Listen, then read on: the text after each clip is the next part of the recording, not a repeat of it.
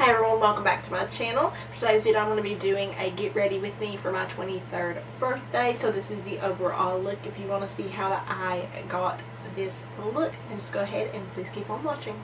Okay, so I'm going to be getting ready today for my birthday. I have already done my hair. I just used a curling wand and then just quickly done it and then tousled it through to just get super loose waved curls. And then I split my hair down the middle. I might flip it back over, I'm not sure. And then I'm just wearing my Morris York white watch. Off, we're going to be priming our lids using the MAC Soft Ocre paint pot and applying that with the JH35 brush. I do prefer this base just because it covers up any discoloration, any veins that I have on my lids. It's a very full coverage, not too thick base, so it doesn't feel heavy on the lids. And then I'm going to be using our face powder that we're going to be using later on in the video to set down this sticky base, because I do not prefer blending shadows on a sticky base just because I don't think that it gives the eyeshadows a fair shot, because it can make them patchy. And the only reason I'm going in with a face powder, which I usually will if a palette I'm using doesn't have a creamy light colored shade in it. I'm taking the Natasha Denona Gold palette. If you want me to use this in a separate video, like a dedicated video, just let me know. We're going to be taking the shade Aria with a JH32 brush, blending this through the crease as well as the outer perimeter of the lid. We're going to kind of smoke this out without too intensely smoking it out, but we're just going to like very sloppily but blended put this through the crease. Then we're going to end with the shade Log using a JH40 brush. I really like this style brush for packing on the colors on the inner or the outer corner as well as toward the lash line. So we're going to be putting this on like the outer third part of the lash line, smoking it into the crease just right underneath the crease. We're just going to first just blend this out a little bit on the outer part, creating that more smoky look, and then after we use our shimmer shade we're going to go back in to deepen it up. Then taking this gold with a blue undertone shade called Brass with a JH41 brush. This is a very nice packed brush for applying this type of shade. Now I do wet this and then I do go in with my finger, as you see here, just to kind of smudge it out a little bit in the middle part of the eye, so it kind of diffuses the outer two shades together. And then we're going in with that Log shade to again deepen this a lot more, but not too intensely, because I want to be able to wear this during the daytime as well as through the night. So I don't want to create like a very intense smoky eye. But I'm just going in right here, as you see, to diffuse the two colors together.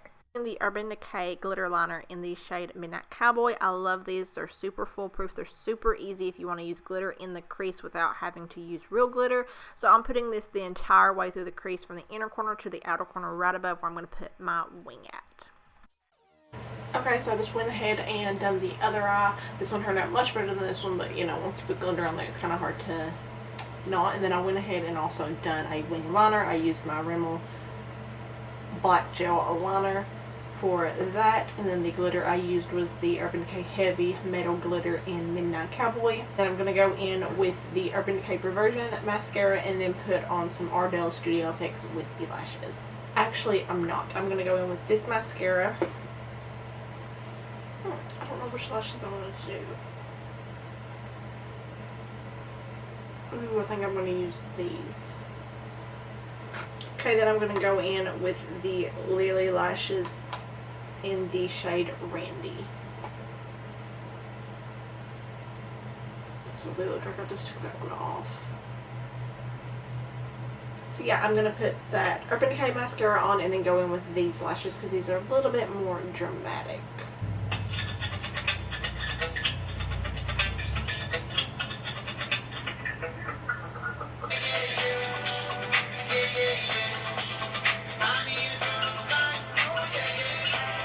In with my favorite primer that I've been using a lot lately, the Tatcha Silk Canvas Primer. Now I haven't got to try the e.l.f. Putty Primer, the new one that has come out with. It's supposed to be an amazing dupe for this primer, but it's been sold out absolutely everywhere. So once that gets back in stock, I'll be able to test that out for you all and see.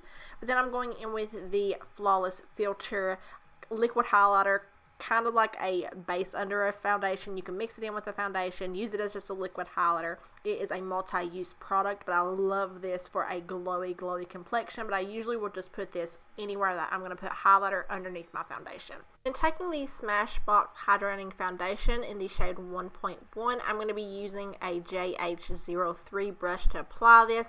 I've been liking using more of these like dewier foundations, or just my foundations in general with this brush. I don't know what it is. I've never used a brush for my foundation before, just because they've always left lines and streakiness. I've always preferred a sponge, especially because I have super dry skin. But there's just something about this brush that I love to apply foundation with.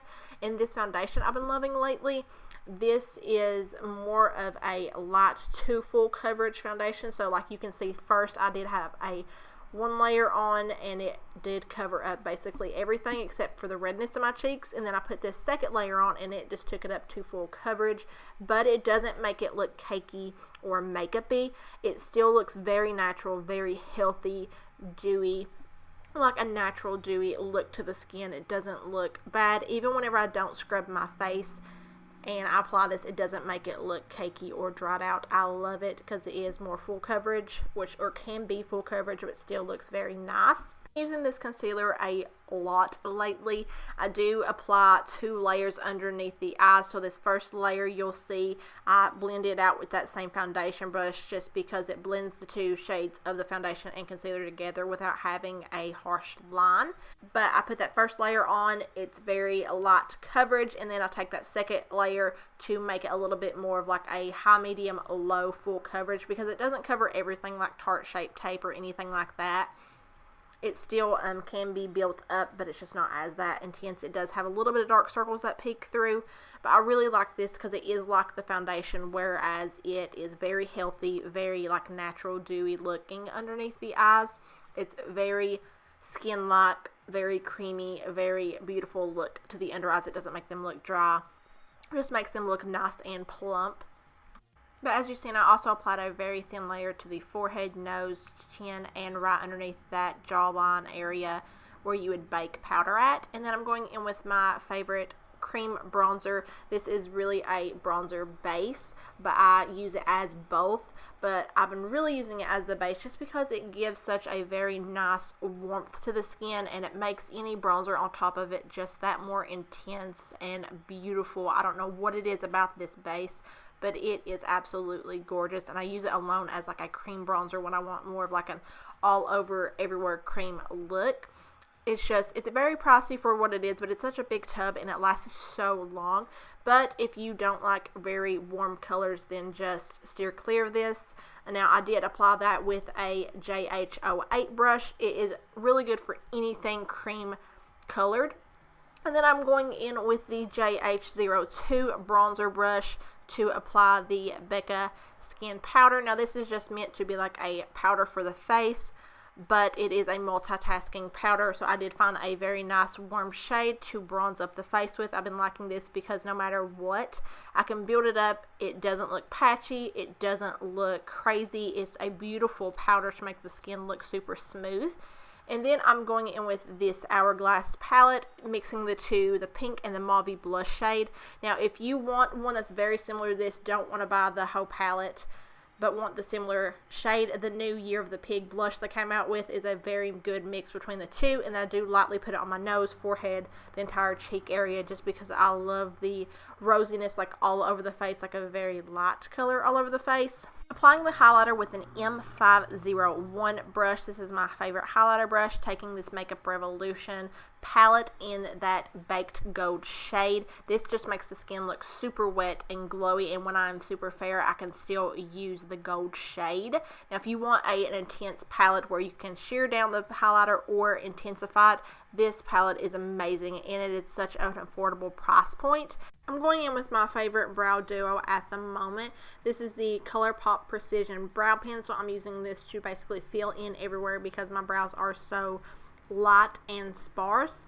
And I'm going in with the Lash Food brand Tinted Brow Gel to create some definition and more fullness, because this formula does have fibers in it. So between the dope taupe shade of the pencil and the brunette shade of this, it gives a good definition, and those fibers help fill in to make my brows more 3D and more full looking. And then taking the same gold shade from that highlighter palette we used on the face, we're going to be taking a smaller precision brush to place that on the brow bone, the inner corner, and right on the top line of our brows, just to help enhance them just a little bit more. We're going to be taking our Charlotte Magic Powder and using the JH07 powder brush. I really like this brush for right underneath the eyes. I do like this powder because it is light, makes the skin look very nice, but it isn't one of those powders that's going to make you look dry and crepey, especially where I have super dry skin. I can't really apply powder everywhere, but this one just works really well. So I apply it underneath the eyes, the chin, between the eyebrows, and right around the nose crease. Now that we're very close to finishing this look, we're going to end with the MAC lip pencil in Strip Down. Now this is like a brown pinky toned nude. I line the lips with this and then go in with the lipstick in Creme de Nude, which is a very pale brown toned baby pink. And then I do prefer the Charlotte Tilbury Lip Cheat Lip Pencil in the shade Iconic Nude more than I do the Strip Down shade, but I hadn't purchased that prior to this video, so I will leave that link down below as well. It's the perfect brownie nude. And then just going in with a lower lash mascara in the shade Brown to just kind of create more of like a natural pretty look.